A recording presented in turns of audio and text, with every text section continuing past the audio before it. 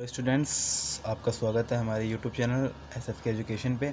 आज की इस वीडियो में हम एक्सरसाइज 6.4 को कंप्लीट करेंगे और एक्सरसाइज 6.4 में जो सारे क्वेश्चंस हैं वो सारे एक थ्योरम, एक प्रमेय पे बेस्ड हैं और वो प्रमेय हमने पढ़ा था इसकी पिछली वीडियो में। जिसने नहीं देखी आप प्लेलिस्ट में जाके उस वीडियो को देख सकते हैं।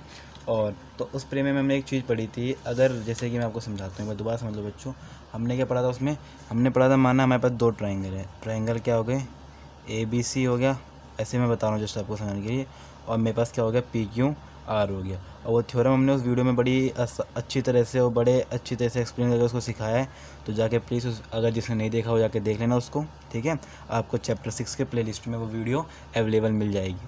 तो ABC, अगर मैं कह रहा हूँ ये दोनों त्रिभुज समरूप है, अगर मैंने अपनी स्टेटमेंट दे दी कि ये दोनों त्रिभुज मेरे समरूप हैं, तो ये दोनों अगर त्रिभुज मेरे समरूप होंगे तो इसमें मेरी एक प्रॉपर्टी बन जाती है, वही थ्योरम जिसको हमने प्रूव किया था कि इसका एरिया जो इसका एरिया होगा अपॉन में इसका एरिया, दूसरे वाले ट्रायंगल का एरिया, ये अपनी जो साइड्स होती हैं उसके रेशो के स्क्वायर के बराबर होता है। मतलब AB अपॉन में PQ का रेशो, ऐसे ही AC अपॉन में PR का स्क्वायर, ठीक है। और वैसे ही BC अपॉन में QR का स्क्वायर। तो ये एक दूसरे के इक्वल होते हैं, ठीक है ना। तो ये थ्योरम आप याद रखना, बाकी मैं आपको बीच बीच में याद दिलाता रहूँगा। इसी के बेस सारे क्वेश्चन आपको मिल जाएंगे। आप चाहे इसको इसके बराबर लिख सकते हैं, या आप इसको छुपा लो इन दोनों को या इन दोनों को, तो आप बारी बारी किसी को भी किसी के बराबर लिख सकते हैं, ठीक है। तो क्वेश्चन 1 में हमें दे रखा है, देखो ध्यान से देखना, इसने दो ट्राइंगल बोल रखे हैं। क्वेश्चन 1 में उसने हमें दो ट्राइंगल बोल रखे हैं, तो हम इसका सॉल्यूशन लिखते हैं। तो सबसे पहले हम क्या करते हैं, जैसे हमें पता है कि फुल मार्क्स मिले हमें पेपरों में, तो हम इसको इस तरह से कुछ लिखते हैं। दिया है, अब क्या दिया हुआ है वो पहले पढ़ते हैं। तो हमें दिया हुआ है कि त्रिभुज ABC क्या है? समरूप है त्रिभुज DEF के। मैं साथ साथ आपको ये भी रख दे रहा हूँ, ठीक है ना। कुछ कुछ ऐसा ही मिलता जुलता आपको मिलेगा यहाँ पे, जैसे मैं साथ साथ में भी रख दूँगा, आप देखते रहना। तो ABC क्या है? समरूप है DEF के। उसके बाद अगली स्टेटमेंट है, इनके जो रेशियो हैं, इनके जो एरियाज़ हैं वो क्या हैं? एरिया ऑफ ट्राइंगल ABC कितना है? वो है 64 centimetre square. And area of DEF कितना है? ट्राइंगल DEF है 121 सेंटीमीटर स्क्वायर। फिर EF हमें दे रखा है कितना? 15.4 सेंटीमीटर। बस ये चीज़ हमें दे रखी है। तो हमें ज्ञात क्या करना है? ज्ञात, इसमें सिद्ध करना नहीं है तो हमने सिद्ध करना नहीं लिखा, हम लिखेंगे यहाँ पे ज्ञात करना है। तो हमें ज्ञात करना है, तो BC का मान, BC कितना है वो हमें ज्ञात करना है। इसमें कुछ रचना होगी नहीं, तो डायरेक्ट हम प्रमाण पे आते हैं, ठीक है। सीधे हम प्रमाण पे आ गए। अब प्रमाण में देखो बच्चों, हम क्या करेंगे, हम एक सीधी चीज़ दे देंगे, बिल्कुल छोटी सी स्टेटमेंट, टीचर भी कुछ नहीं ना आपके नंबर काटेगा और वो समझ जाएगा कि बच्चा समझदार है, ठीक है ना। तो क्या हो गया, हमने लिख दिया एरिया ट्राइंगल ABC, और यहाँ लिख देंगे हम एरिया ट्राइंगल DEF, ठीक है बच्चों। इज़ इक्वल टू, अब हमें देखो साइड कौन सी चाहिए, उसने हमें EF दे रखा और BC दे रखा, तो आप इधर आ जाओ, EF पहले BC ढूंढो, ये दोनों और इन दोनों की बात चल रही है, तो आप इसको यूँ लिखो, BC अपॉन में EF का स्क्वायर। समझ गए बच्चों, खाली आप इसके बराबर भी लिख सकते हैं।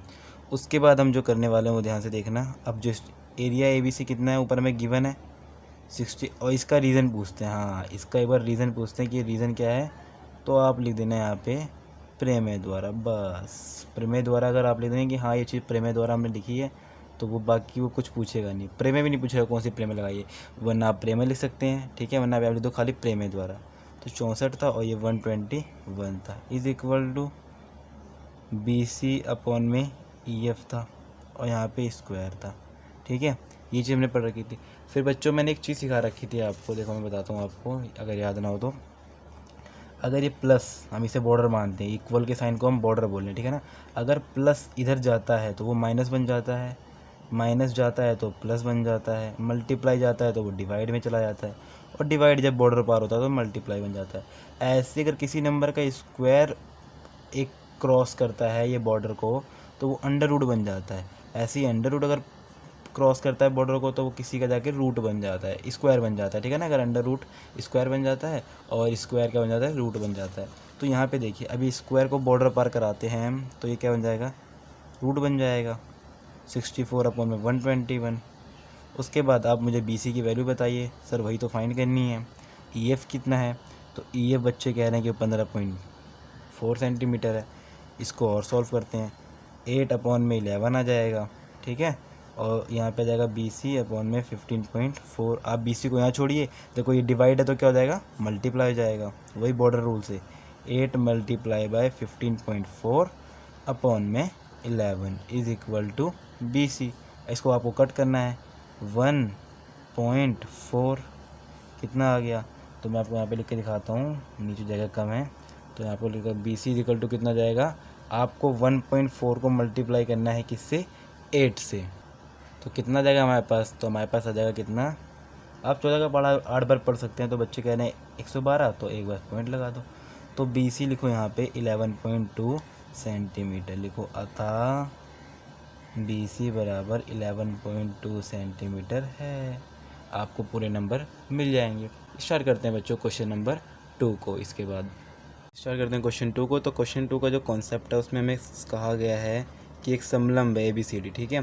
तो जो ABCD में हमें बताना है कि ABCD में हमें दे रखा है कि AB पैरेलल DC के है। मतलब कहने का मतलब ये क्वेश्चन का कि जो लाइन है AB ये DC के पैरेलल है, ठीक है। उसके बाद बोल रखा है AB जो है वो इक्वल है 2CD की, मीन्स ये AB है इक्वल है 2CD के। इससे अभी हम क्या फाइंड, इनका रेशो निकाल लेंगे, AB अपॉन CD का रेशो निकाल लेंगे, ठीक है। कैसे, चलो अभी बाद में निकाल के दिखाते हैं, इस टाइप बताना मैं आपको। रेशो निकाल लेंगे, फिर बोल रखा है ज्ञात करना है इन ट्राइंगल का रेशो।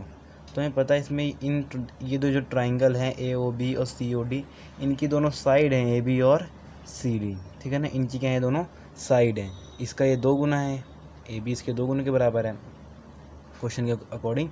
और तो उसके बाद हमें क्या करना होगा, जो हमें हमारी थ्योरम याद आ रही है, जैसे कि हमें पता है कि इसी थ्योरम से पूरा एक्सरसाइज हो जाएगा। और इस थ्योरम के वीडियो आप ज़रूर देख लेना जाके, जिससे कि ये 3-3 नंबर 4-4 नंबर में आते हैं क्वेश्चनों में, ठीक है ना, पेपरों में हर बार देखे गए हैं। 6 चैप्टर से ज़्यादा थ्योरम आते हैं। उसके बाद ये देखो, सबसे पहले हमें ये वाला 2 चीज़ हमें पूरी करनी होती है। पहला स्टेप तो पूरा करना पड़ेगा हमें कि इन्हें समरूप। तो चलो इन 2 ट्राइंगल को हम समरूप प्रूफ करते हैं, ठीक है ना। तो मैं यहाँ पर लिखेंगे त्रिभुज AOB तथा त्रिभुज COD में, ठीक है बच्चों, त्रिभुज AOB तथा त्रिभुज COD में। तो इसमें क्या हमें पता है कि AB जो है वो क्या है, DC के समांतर है। ये हम क्यों बोल रहे हैं, क्योंकि हमें ये दिया है, ठीक है। तो इससे हम क्या निकालेंगे, इससे हम निकालेंगे ये वाला एंगल इस वाले एंगल के बराबर होगा अंत एकांतर कोण से, एकांतर अंत कोण से, ठीक है ना। तो इसमें हम लिख देंगे एंगल BAC, ठीक है, इक्वल किसके होगा, ध्यान से देखना आप, अच्छा हम दूसरे एंगल चले गए, BAO लिख दो आप, BAO इक्वल होगा किसके, DCO के, DCO, ठीक है। बच्चे कहेंगे सर आपने पूरा नाम क्यों नहीं पढ़ा, तो बाबू हम ट्रायंगल तक की बात कर रहे हैं खाली, ठीक है ना, इसलिए हमने ऐसा किया। तो DCO, इसका रीज़न क्या लिखेंगे, तो इसका रीज़न लिखेंगे हम एकांतर अंत कोण, ठीक है। इसका रीज़न लिखते हैं हमने एकांतर अंत कोण। उसके बाद हम क्या करेंगे, ध्यान से देखना है, BAO है DCO है, अगला एंगल बच्चे कह रहे हैं सर ये भी तो इक्वल है इसके, ये भी तो इक्वल है इसके। हमने कहा हाँ, तो लिखो इसको भी, ABO is equal to CDO, reason same लिख दो, एकांतर अंत कोण। अब जब हमें पता है किसी 2 त्रिभुजों में 2 एंगल्स बराबर आ गए, तो हम ये समरूपता कसौटी लगा सकते हैं कि त्रिभुज AOB समरूप होगा त्रिभुज COD के, किसके, AA समरूपता कसौटी द्वारा, AA समरूपता कसौटी द्वारा। ये इससे क्या होगा, समरूप होगा पूरा। इतना तो बच्चों को पता है। अब इतनी बात पता है, फिर किस चीज़ की दे दी है, फिर तो आप अपना फॉर्मूला लगाओ कि जो AOB अपॉन में ट्रायंगल COD, एरिया और एरिया, जो इनका एरिया होगा, इनके किसी भी साइड के जो भी संगत भुजाएं होंगी उसके स्क्वायर के बराबर होता है। हमें AB और CD का रेशियो तो पता है ना बच्चों, देखो क्यों, इधर मैं लिखता हूँ, हमें दिया हुआ है ए बी बराबर में 2CD। यहाँ रीज़न लिखना बच्चों आप दिया है, तो इससे क्या लिख देंगे हम, ए बी सी डी को इधर ले आएंगे हम, तो इससे क्या जाएगा हमारा 2/1 आ जाएगा। इसको इक्वेशन 1 लगा देना, ठीक है। अब यहाँ पे लिखना आप area triangle A O B, area triangle C O D is equal to 2/1 का स्क्वायर है, जो कि 4:1 के बराबर आ गया। यहाँ पे आप एक द्वारा भी लिख सकते हैं या इससे टीचर समझ ही आएगा, ठीक है ना। तो यहाँ पे आप लिखो बच्चों, अब area of triangle A O B ratio area of triangle C O D is equal to 4:1। ये हमारा यहाँ पे ये आंसर है। आई होप आपको समझ में आया होगा। अगर किसी पर क्वेरी हो तो कमेंट सेक्शन में आप ज़रूर बताना और इस वीडियो को अपने दोस्तों के साथ भी शेयर करना। अब हम करेंगे क्वेश्चन नंबर 3 को। तो बच्चों स्टार्ट करते हैं क्वेश्चन नंबर 3 को। तो क्वेश्चन नंबर 3 में हमें दे रखा है कि एक ही आधार पर ये बना हुआ है ABC और DBC त्रिभुज, तो हमें प्रूफ करना है। देखो अब ध्यान देना क्या प्रूफ करना है। एरिया ऑफ ABC ये यहाँ से बता रहा हूँ, देखो कुछ बच्चों को दिख गया होगा ABC, और उसके बाद एरिया ऑफ DBC, ये DB और यहाँ तक C, मतलब ये वाला और ये वाला आधा आधा पीस, पहले ये वाला पीस ले लो फिर ये वाला पीस ले लो। दोनों का एरिया किसके इक्वल होना चाहिए, AO और DO के, जो कि एक विकर्ण की समद्विभाजक, मतलब जो विकर्ण पे कट रहे हैं एक दूसरे से, ठीक है ना। तो इसमें एक रचना करनी है। नॉर्मली सवाल आपको धीरे समझ में आ जाएगा आराम से। रचना हमने ये करी, AE लंब खींचा किस पे, लिखेंगे AE लंब किस पे खींचा हमने, BC पर, तथा DF लंब हमने किस पे खींचा बच्चों, तो बच्चे कह रहे हैं सर DF लंब खींच, एक मिनट आप यहाँ पे BC नहीं लिखो BO लिखो, ठीक है ना। और DF हमने लंब खींचा CO पर, ठीक है। ये बस खींचा लिख दो। अब डायरेक्ट आते हैं बच्चों प्रमाण पे। प्रमाण पे आपको देख लो क्या लिखना है, लिखो हम यहाँ पे त्रिभुज AOE तथा त्रिभुज AOE के बाद आप कौन सा त्रिभुज लेंगे बच्चों, तो बच्चे कह रहे हैं हम ले लेंगे DOF, त्रिभुज DOF में। तो एरिया त्रिभुज इसमें क्या मिल रहा है वो देखो ध्यान से। तो सबसे पहले बच्चे कह रहे हैं कि एंगल AEO इक्वल किसके है, एंगल DFO के, और रीज़न क्या बच्चे बता रहे हैं कि दोनों क्या हैं 90 डिग्री है, ठीक है। और दूसरी क्या चीज़ बता रहे हैं वो, कि एंगल AOE इक्वल है एंगल DOF के, ठीक है। इसका रीज़न क्या होगा, शीर्षाभिमुख कोण। इसका रीज़न क्या होगा, शीर्षाभिमुख कोण, ठीक है। इससे क्या हो जाएगा हमारे पास, ट्रायंगल AOE जो होगा समरूप हो जाएगा किसके, ट्रायंगल DOF के। यहाँ पे देना बाय एंगल वो AAA समरूपता कसौटी द्वारा, ठीक है ना, बाय AA प्रॉपर्टी, ये लिख देना, ठीक है ना, मैंने शॉर्ट में लिख दिया। उसके बाद इससे क्या होगा, ये दोनों बराबर होंगे, तो इससे मैं ये चीज़ लिख सकता हूँ, बच्चे खुद बताएंगे, AE अपॉन में DF is equal to AO upon में DO, ठीक है ना। ये क्या लिखूँगा मैं, प्रेमय द्वारा। हमने प्रेमय में पढ़ा कि अगर दो समरूप त्रिभुज हैं तो हम इसको इस टाइप से कुछ लिख सकते हैं, ठीक है।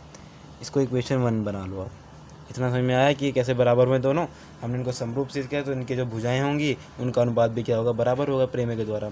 अब जो इसमें मेन हम कॉन्सेप्ट लिखने वाले हैं वो ध्यान से देखना। अब हम निकालेंगे एरिया ऑफ ABC।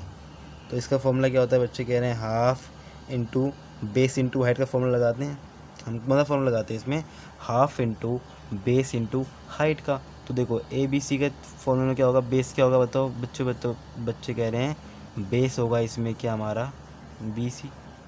बेस क्या होगा हमारा BC, क्योंकि दोनों का बेस सेम है। और हाइट क्या होगी AE, ठीक है। और ऐसे ही नेक्स्ट में अगर मैं निकालूं एरिया ऑफ DBC तो वो क्या हो जाएगा, हाफ इंटू DBC। बेस क्या है उसका भी BC है, पर वो क्या है DF है उसका, ठीक है। हाइट उसकी क्या है DF है।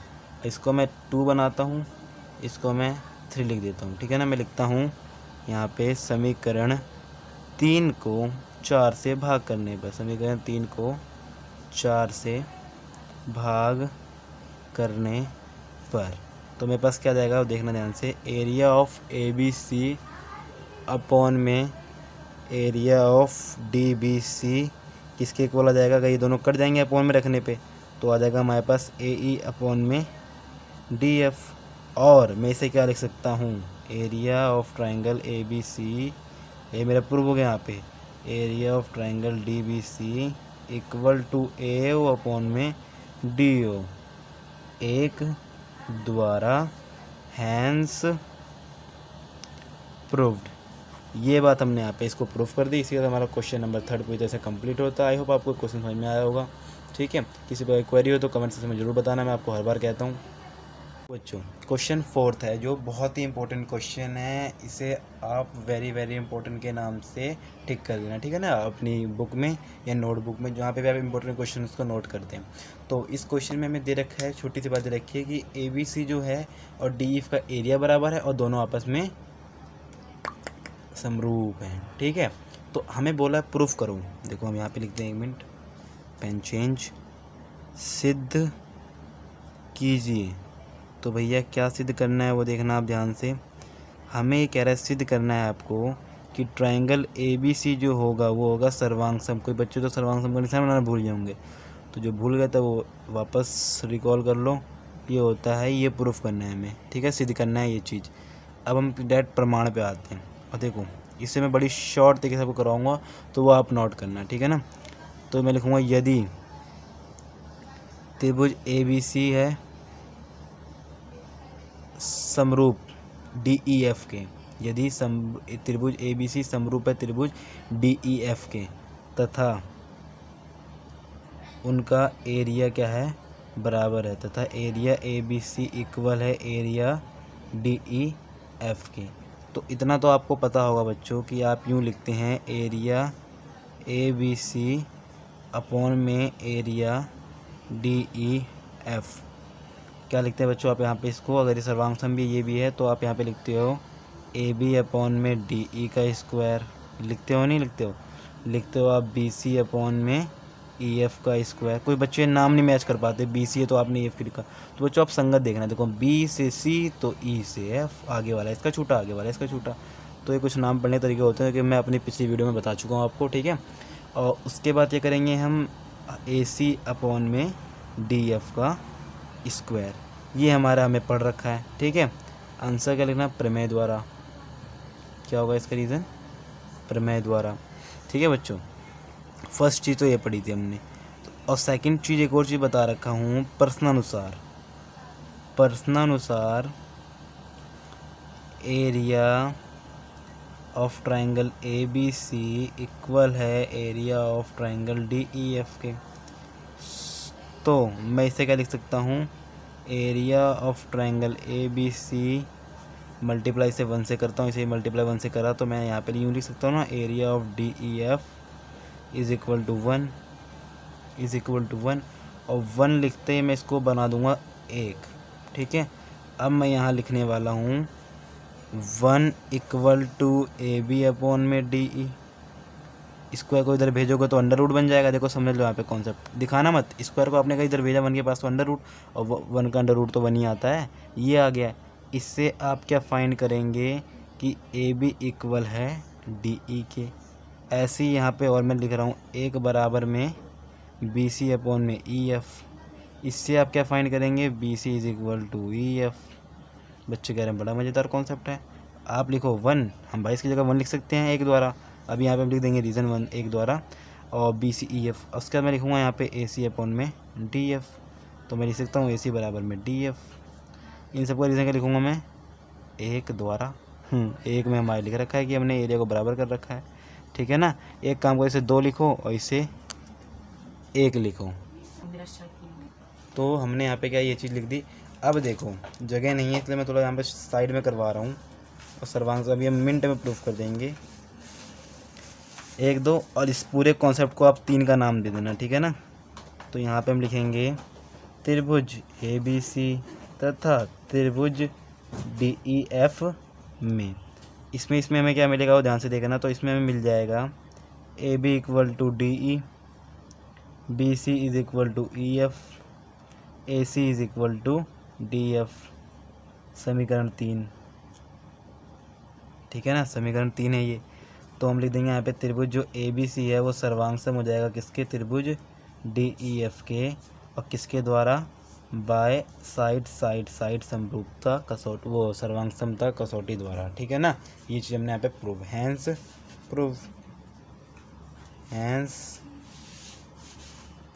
ठीक है बच्चों, अब हम करेंगे नेक्स्ट वीडियो में क्वेश्चन नंबर 5 से स्टार्ट।